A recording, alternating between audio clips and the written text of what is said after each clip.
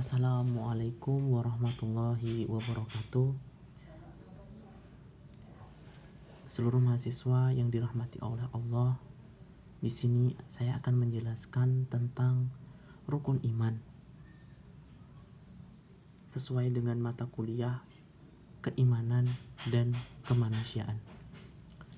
Iman berasal dari bahasa Arab di kata amana yu'minu imana, artinya beriman atau percaya.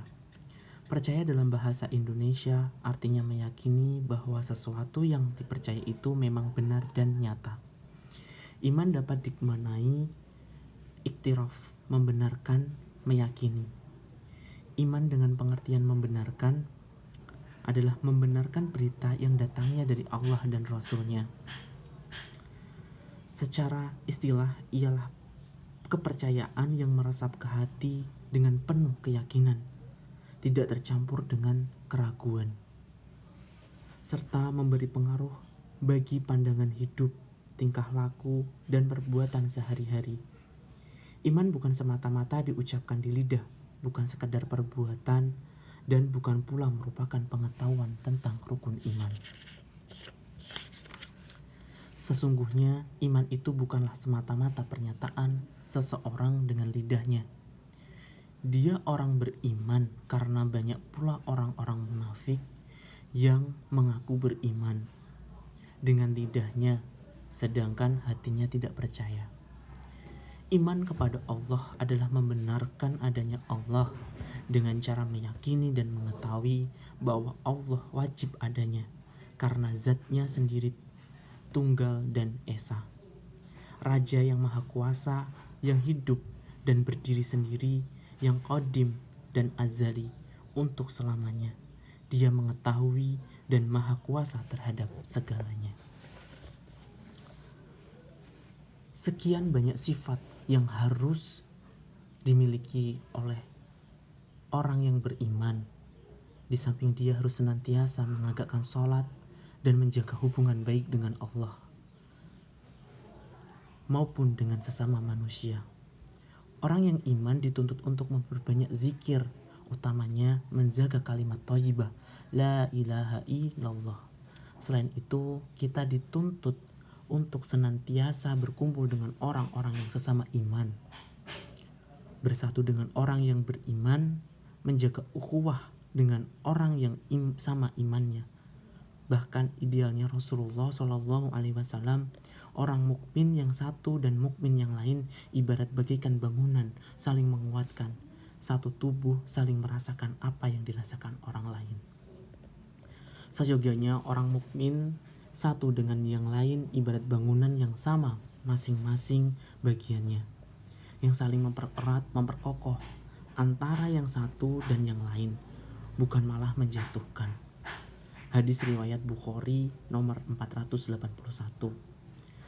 Dalam riwayat yang lain, riwayat Imam Bukhari, Rasulullah Shallallahu Alaihi Wasallam menggambarkan bagaimana seharusnya orang mukmin antara yang satu dengan yang lain.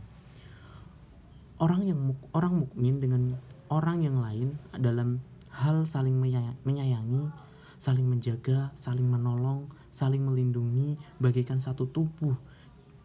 Jika ada yang merasakan sakit, bagian yang lain juga ikut merasakan sakit. Kalau ada bagian lain yang merasakan senang, maka yang juga ikut merasakan senang, bahagia dan senang. Orang mukmin satu hati dengan orang mukmin yang lain. Kalau teman kita bahagia, kita juga ikut bahagia. Kalau saudara kita susah, kita juga ikut susah. Itulah seharusnya orang mukmin. Al-Quran menggambarkan tentang orang yang mukmin dan juga tentang orang munafik. Sebaliknya, orang munafik di luar terlihat terkumpul dan bersatu, tetapi sebetulnya hati mereka tercerai-berai.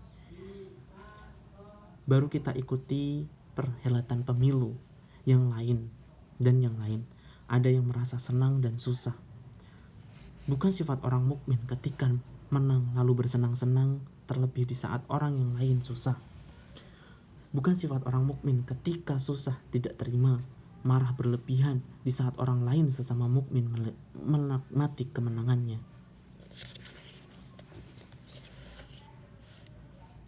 melainkan disikapi dengan syukur.